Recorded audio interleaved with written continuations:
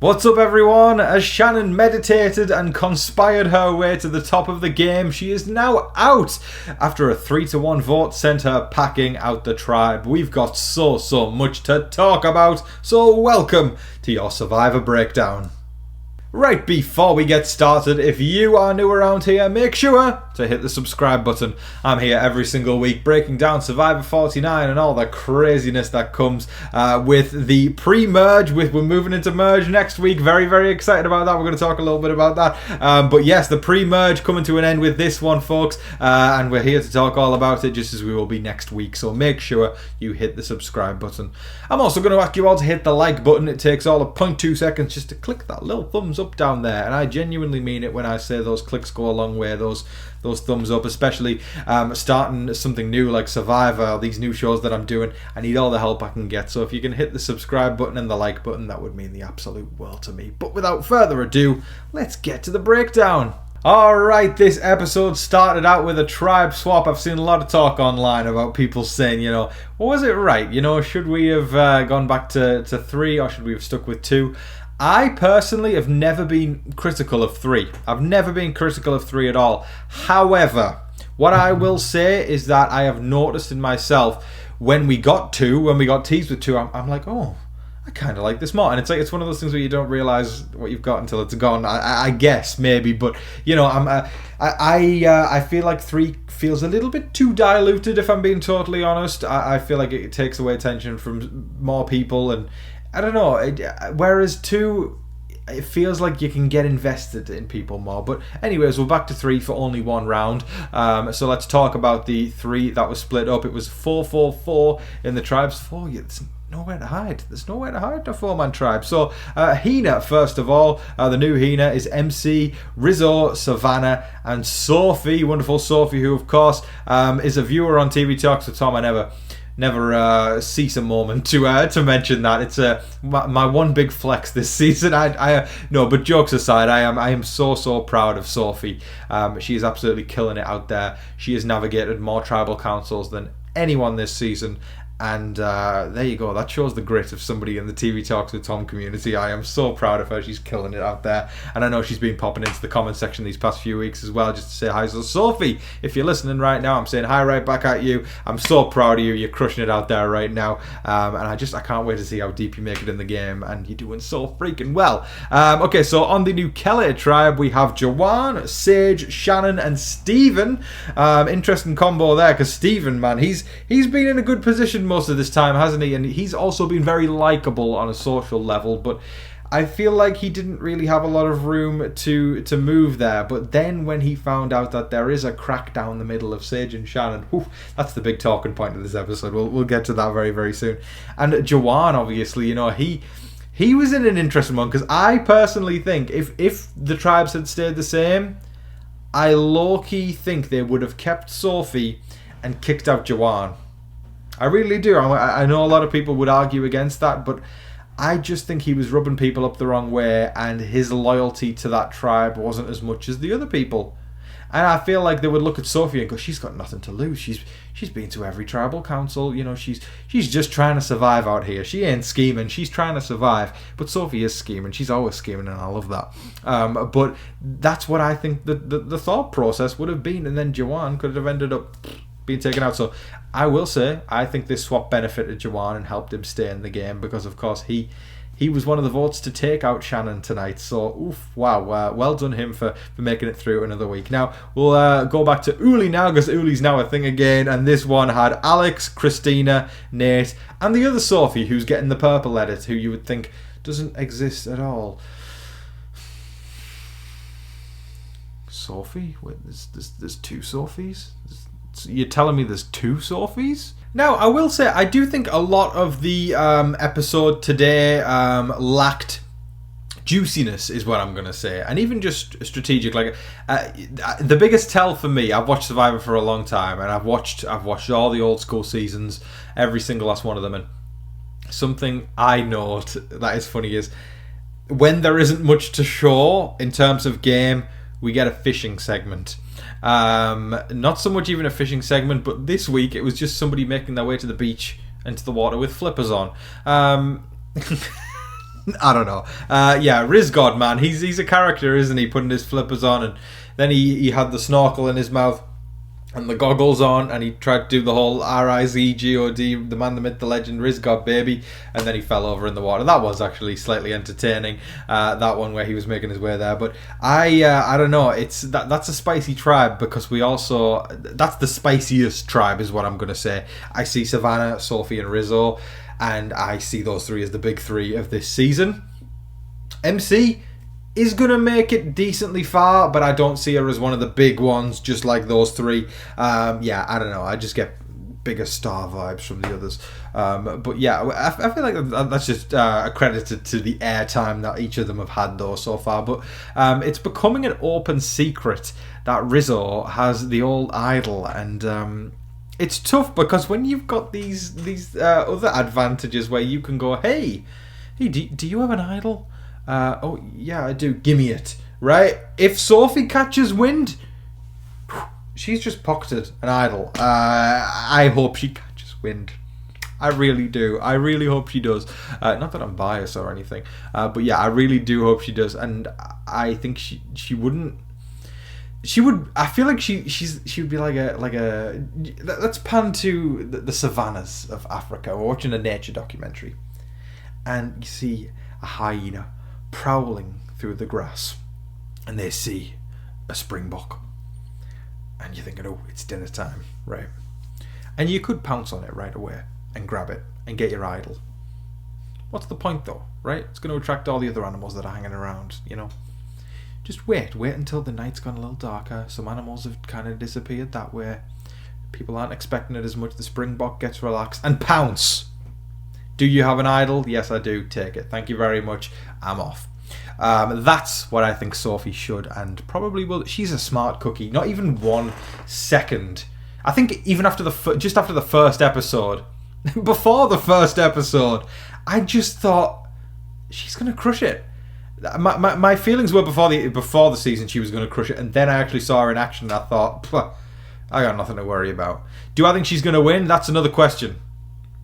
I'm going to say no, but I think she's going to be the big threat that people are going to have to take out because she's so good. And, you know, that's Sophie. She's smart. She has watched Big Brother. She has watched Survivor. She's done all this kind of jazz. I know she's watched the live feeds. And she's smart. She's seen all these games. She knows how to navigate it. And I don't really think she's going to make any kind of dumb moves. I'm not even worried for a second. And that makes me feel fantastic. So yeah, I do think she needs to lie in wait for that right moment. If she can find out that Rizzo has this idol, take it. Pounce on him at the right time. Take the idol. Now, over on the Oolie tribe, the biggest story was the fact that Sophie got more than 3 words. Wow. I guess CBS just decided this week we can't let people think she doesn't exist. Because everyone's talking about, everyone's saying, wait, there's 2 Sophies? What? Poor Sophie. You know, it's always sad when someone gets purpled, but, you know, she seems pleasant enough. But Nate was also navigating the fact that he had gone from what he felt was he was at the top of the tribe with his Oolie folks, which he was. You know, he was doing incredibly well there, to the point where he was like, oh, okay, I'm here with 3 people who, you know, could actually take me out right now. And that's why Nate, I think, is establishing himself as a really good player. He is showing that he can navigate his way from the start of the game to the top, and then being thrown to the bottom and still navigate his way through that. It would have been interesting, especially on that tribe, if they had gone to tribal council. I would say of the 3 tribes, it would have been hardest to guess who would have gone from that one. So that saved me a few heart palpitations tonight. So that was lovely, not them going to tribal council. And then we're going to talk about Kristina. She had a bit of a moment there. Her knee was hurt and then she had a panic attack. But then she just kind of, you know, a couple breaths in, couple breaths out, and then she was fine and dandy, and she was off again. Yeah, I don't know about Kristina's longevity in this game, if I'm being totally honest. I see she gets... I don't know. I just... Do you know, sometimes when your gut says something, my gut saying that Kristina isn't going to make it that far, I just feel like she's a bit of a liability, you know? And I don't see her making it that far because, you know, as much as New Era Survivor, it's a share circle at times, and everyone's accommodating to everybody else. But the reality of it is, the producers are trying to put a sheepskin over the game that is a wolf, and as sad as it is seeing someone having a panic attack and their knee hurts, unfortunately that's a liability in the game. You kind of go, and Kristina seems lovely, she really does, but this is Survivor, and it's one of those things where you kind of go, I should probably distance myself from somebody who's going on like that, because it might make you feel like you're dragging down. Listen, panic attacks are awful, absolutely awful, but you're gonna want to align yourself with the folks who have kind of got their head in the game a little bit more. Kristina, I don't really see her making it too far into the merge, if I'm being totally honest. But hey, I could be completely wrong. Now, with the new Kela tribe heading to Tribal Council, it meant that Sophie didn't have to go to Tribal Council for the first time this game. I'm so happy for her. That must have been absolutely exhausting. I can't even imagine what she had to go through there. That was over a week of Tribal Councils, just non-stop. That must have been so freaking draining. But I'll tell you what, it means that she's probably got better standing in this game than the folks who haven't been to Tribal, because quite often with these things, if you're in a tribe where you end up going to tribal after tribal after tribal, you end up making it deep in the game. I feel like that's statistically accurate, because usually these players who haven't had to test their bonds, trial by fire, they get to the merge and they're like, oh my god, like, what's this? I haven't even been to a tribal. And then they self-combust and blow up. And I feel like we're starting to see that happen with... Kristina, I don't think has been to a single tribal council, yet she looks like she's having the hardest time out of everybody. I feel like that backs it up. But yeah, well done, Sophie, not having to go to tribal council. Very, very happy for her. But the Kela tribe, let's break it down, because Joanne and Steven, I want to first talk about how they were nerding out over Marvel. If I was on that tribe, I'd be right with them. We'll be the Marvel guys. Listen, if it was the three of us on one tribe, we'd have to make a Marvel alliance, right? I'm trying to think of an iconic trio it could be the Marvels, one of us Captain Marvel, one of us Kamala Khan, one of us Monica Rambeau. Listen, I'm nerding out right now. Like I said, I just think it's brilliant. I love that. Like I said, I'm not warming to Joanne too much on a personal level, because I think he's slimy. I really do. I see what Savannah sees there, but I also think Savannah she's kind of miserable. But yeah, I like Jawan. The fact that he likes Marvel, that's cool to me. But my God, I can completely see through his. I feel like I've seen his game a million times before on Survivor. He's the guy who says, "I'm going to look for wood," and then he comes back with 2 twigs while he's been looking for the idol. At least try and be slick about it, Jawan. Okay, so then slap bang in the middle of that tribal, we've got Sage and Shannon, which is just an absolute war. I need to make a public service announcement right now. Sit yourselves down. I adore Sage, not Shannon. Need to make that clear. Not Shannon. I adore Sage. Sage, man, she's nothing if not real. I've seen people calling her weird. I've seen people calling her odd. I've seen people calling her different. Whatever you want to say about her. Why is that a bad thing? Like she's herself. I don't really think you can say the same about a lot of these people. Sage is Sage. She is looking at Shannon and she's thinking, I don't want to put up with a single second more of this bullshit. And I'd be thinking the exact same thing. I'm sure Shannon's lovely to her friends and family. I wouldn't want to be on a tribe with her for a second. I think she would absolutely drive me bonkers. Seriously, all of this, the whole thing. I'm saying it feels performative. All of this stuff she does, it just feels like it's yes, And I'm just like, I don't know, because I feel like I've seen people come on Survivor like that before who are actually like that, and it feels like I don't even. Listen, I'm trying to get these words out of my mouth right now, and the people who are sat right now watching me who get it will go, Tom, you don't need to say anything more. I get what you're trying to say without you even saying it. And the people who don't won't get it anyway. So yeah, I'm not. Point is, I think it's all performative. This whole meditation acting that she's doing. And listen, meditation's great. I believe in all that stuff, and I think it's a fantastic tool. But there is a difference when somebody just meditates for their own good and then somebody who makes it their entire personality and presents themselves as it. And that's exactly what Sage said. And me and Sam both looked at the TV and went, wow, she hit the nail on the head. The thing about Shannon is that, you know, she is slimy and she is, you know, she's trying to get everybody's vote, but she's also dressing herself up in this whole, you know, I'm peaceful and meditating, peace and love guy. And it's performative as hell, just like Sage said. So I was so glad she clocked that. Shannon, I think she thought she had the world in her palm, but little did she know she was about to be voted out 3-1 because, listen, people aren't dumb. She was trying to take them for fools, and they weren't fools. They all stood up and they voted her out 3-1, and kind of thrilled about it. She was from Boston, Massachusetts, so my commiserations there to a fellow masshole that's now out the game.